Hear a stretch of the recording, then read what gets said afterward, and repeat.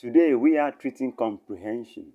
For you to have a certificate in any of these examinations, you must prove that you have requisite communication skills.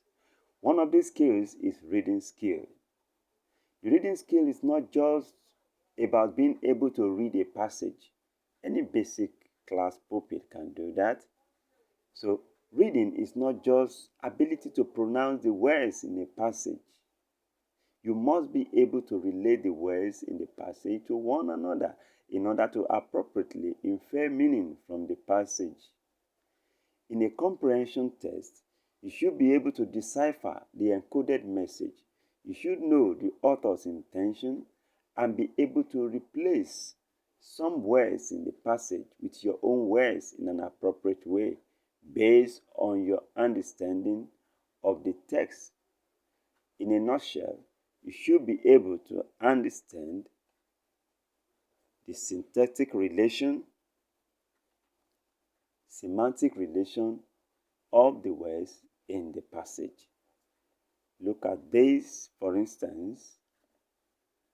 He performed his acrobatics to the delight of the ever-hailing crowd. His two drummers smiled all along while the other three aides took positions.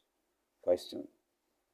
Is the performance in the passage done by a group of persons or it is a one-man show?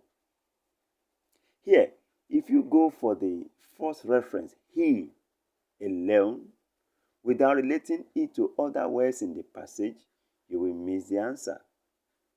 You must be able to look at the other reference like his and other for you to know that the performance is not a one-man show.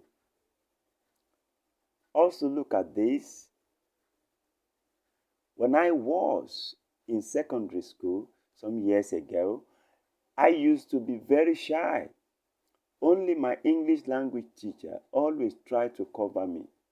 He announced my name beforehand, that I would answer the next question.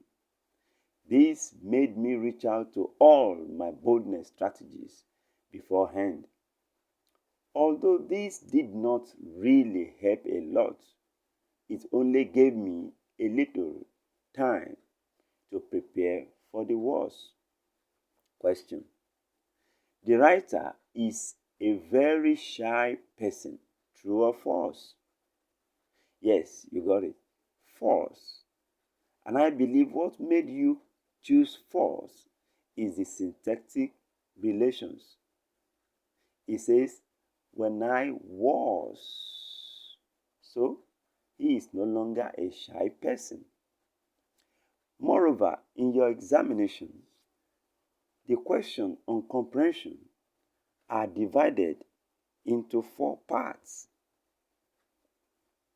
We have the contextual questions, figurative expression, grammatical name and function, and word replacement.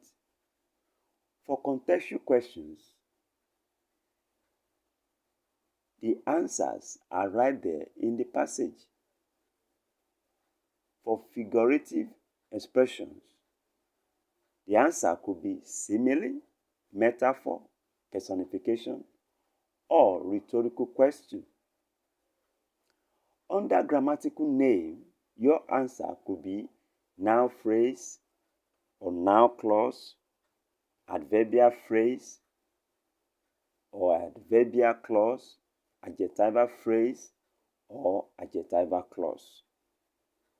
For the functions, grammatical functions could be, if it is a noun, the function could be subject of the verb, object of the verb, or subject complement.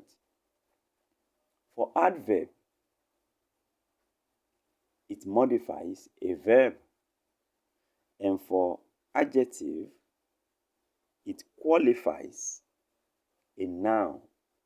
Now, if you are sitting WASC, WASSCE, strictly your answer must be adverb modifies a verb an adjective qualifies a noun.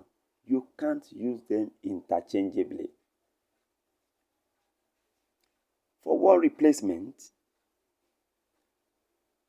some words are underlined in the passage, and you are required to replace each of them with a word or a phrase that can replace them as they are used in the passage.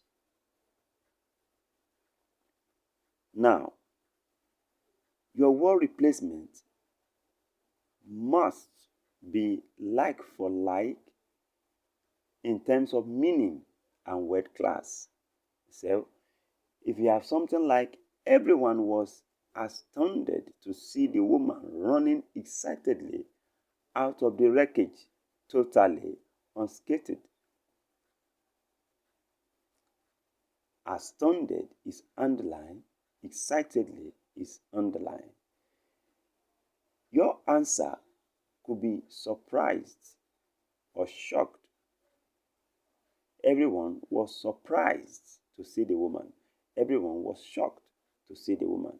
But if you write to be surprised, everyone was to be surprised. Or shock without ed. These words will not score. They are incorrect. Also, if you write to be happy for excitedly or just happy for excitedly, that answer will not score. Comprehension is very important in your examination, whether SSC, NECO, GC, or UTME. Read the given passage at least twice, relating the words to one another syntactically and semantically.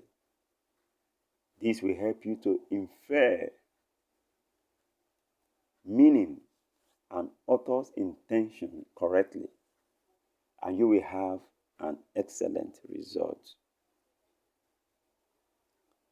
Now, there are many recorded preparatory classes in English language and literature in English on this channel, Razor Tutors. Subscribe to and like the page for more very beneficial academic content. Thank you.